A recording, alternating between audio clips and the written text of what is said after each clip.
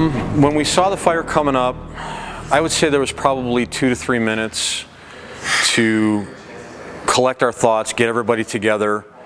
Our engineer was already in the truck. It was ready to move. I happened to notice over my right shoulder that there were a couple of hotshot crew members running down from the other side of the road. So the fire had spotted across and was pushing them. So I told our engineer to stop. I opened the door, I waved those guys in, got all 4 of them in the back of the truck. Then we took off. We had I had my trainee, Thomas, was walking out in front of the engine. So it was at a walking pace moving up there. So a safety zone is an area of refuge where all personnel, all of our equipment can essentially sit and watch the fire activity around us without the need for deploying our fire shelters, because we are imminently going to be burned over. We have a pocket guide that tells us the size that they need to be. We get a feeling for what we can cram into a certain area, for lack of a better word. So that area was completely devoid of any trees or ground cover or anything like that. There was actually a historic lookout tower at the top of that mountain, and that was our actual value at risk, because it was historic. They had an archaeological guy on the fire that wanted us to protect that at whatever cost it took, So we had hose lines stretched around it, but those hose lines were specifically to protect that structure. We didn't need them to protect us. It was close to 4 hours, but again, that was another thing we discussed with the task force leader. He just said, hey, your roadway is cut off, but you guys are in the best place you can be in. And now, with the retardant drops and with the work that we can do once this has burned through, we're just working on getting that road open for you. And then whatever we could do to support the hand crews that were going up and dropping some of the hazard trees that were up there, provided a little bit of water if they needed it. And yeah, so it was close to 4 hours that we were up there, but it was a long. It seemed like a long time, and yet it went by fairly quick. It was very interesting to see, because, again, that forest is really thick, a lot of ground cover, and the trees are just so tightly spaced. And it was just literally a beautiful green forest when we went up, and coming down it was a moonscape. It had looked like a bomb went off and just blackened everything. Now there were just matchsticks where these green trees used to be. It was still very thick, though, that you can understand why the fire had to come through there. We would obviously like it to have been in a more controlled manner, but that's just going to create a healthy forest. But it is an eerie feeling when you drive back through that, to think that not more than a couple hours before that, this was a thick green forest of old growth pine, and now it's just a bunch of matchsticks that are going to take 25 or 30 years before they're going to be green again. We were assigned to, it was initially called the Clear Fire in the Klamath National Forest in California. We were about 2.5 hours south of the Oregon border. Very thick forest area. It's actually part of an area in California that they call the Trinity Alps. Because of the steepness of the slopes, they really mirror the Alps in Europe. We talked about this with our task force leader. He wanted to make sure that we had a clear picture in our head as to what our escape route was, and where our safety zone was, and what our trigger point was going to be. So we talked about it as a crew, and we decided that, we've seen enough of this before. We saw how the fire behavior was happening at that time in that area, and knowing that we've got this 1-lane road to get us to the safety zone, we said that no less than maybe 300-400 yards behind us, and we were gonna start bugging out. The nice thing about giving yourselves enough lead time is that it's not like an abandon signal on a fire ground where it's just things are happening too rapidly, drop what you're doing and get out. We give ourselves that cushion to say, all right, we need to start rolling up hose. We need to start making sure everybody's on the same page and moving towards that safety zone. They had been doing daily firing operations to eat up some of that excess fuel to try and knock the intensity down from the main body of fire itself. Because of the topography in that area, you know, we're taught in our weather and topography classes that fire burns 15 times faster uphill. A lot of these fires had started down in drainages and low points, so we were trying to get rid of a lot of that heavy loading of fuel going down into the body of fire. So we were then tasked to be a holding resource. They would take our engine, 500 gallons of water, 4 personnel, and we would basically walk along, and as the hotshot crew was laying fire on the ground to burn some of that into the body of fire, we would just keep it out of the crowns. So my directive was essentially spray water on anything eye level and above. In effect, trying to stop a 50-acre spot fire from getting out of hand. At that point, it was the intensity from that 50-acre fire started climbing up the hill. What the hotshots were putting on the ground at the top it was creeping quickly into the main body of fire. You know, the alignment happened and you had winds blowing up, we had winds coming from behind us, it got into the crowns on these trees.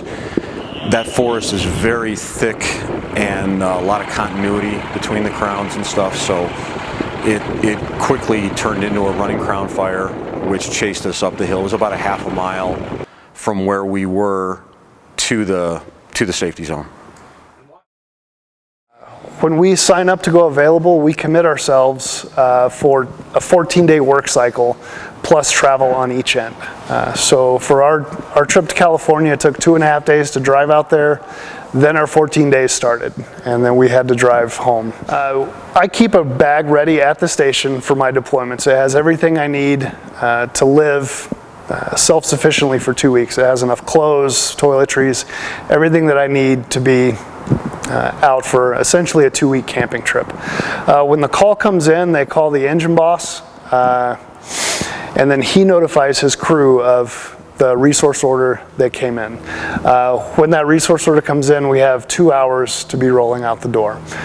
So when I get the call, I was at home at the time. I threw together a small bag, came to the station, got my ready bag from here, and then went to our deployment location, which was Station 39. We know we're going to a fire, but we don't know what our assignment will be.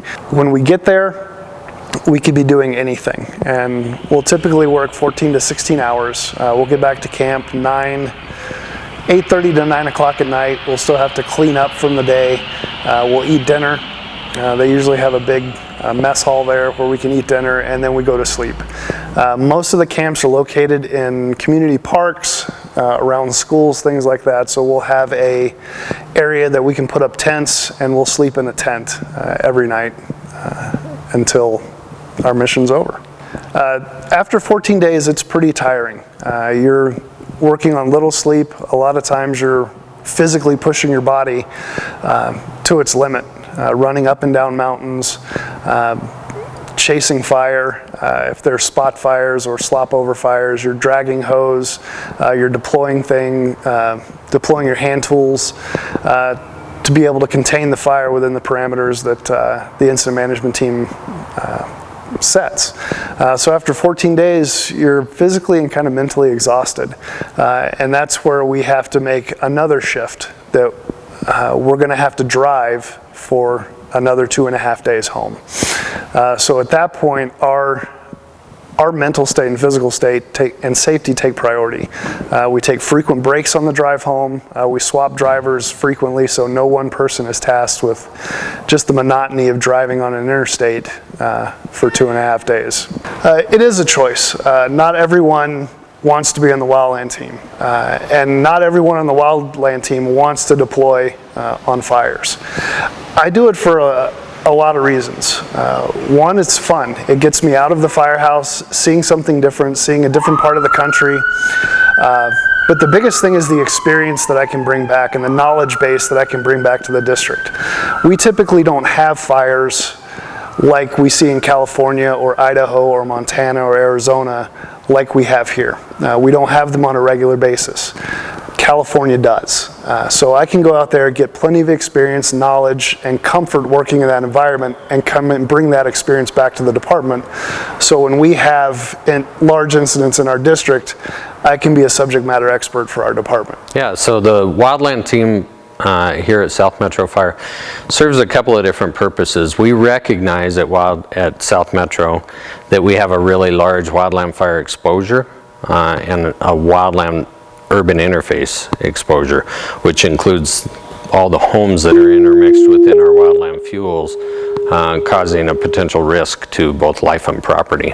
So out of our, say, 180 square miles, in my estimation, about 2/3 of it is exposed to wildland fires or wildland urban interface fires. So we have a strong need within our district for the citizens that we serve and protect to fight wildland fires safely, efficiently, and effectively. The wildland team capitalizes on the opportunity to serve the needs on a more regional and national level to help other agencies when they have large wildland fires with resources and the increased capabilities to help them when they're in times of needs, and it gets us out of our district and responding to larger, more complex fires on a more regular basis to develop our skills to a higher level. So the wildland team members that deploy nationally bring back quite a bit more skills, knowledge and abilities and subject matter expertise as it pertains to how we fight wildland fire here at South Metro and how we protect and serve the district. It's a fairly small number. At any given point in time, we might have maybe up to 10 people out of almost 300 line personnel deployed. So marginally it doesn't really affect us, and staffing wise we still staff those seats while they're gone. The equipment that we deploy is backfilled with a reserve, such as the unit behind me bumped up to fill the spot of a frontline rig that normally sits in that spot but is currently deployed. So we gain all the advantages of being there. It costs us nothing to do so. The reimbursement rates pay for the fuel and the maintenance and the rehab and the depreciation of the vehicles and equipment, tools and personnel that we have. So it's truly a win-win, and really most accurately it's described as the incident itself is paying for all the costs associated with the resources they need. So on a personal level, why do I do it and why do I feel it's so important? Why am I so passionate about getting our team members out to get this extra skill and ability and experience that we talk about? It's because this truly has such a potential to harm the public we serve, to harm the property that we're trying to protect, and to harm the firefighters that we work with, to harm ourselves if we don't know and understand this complex wildland fire environment.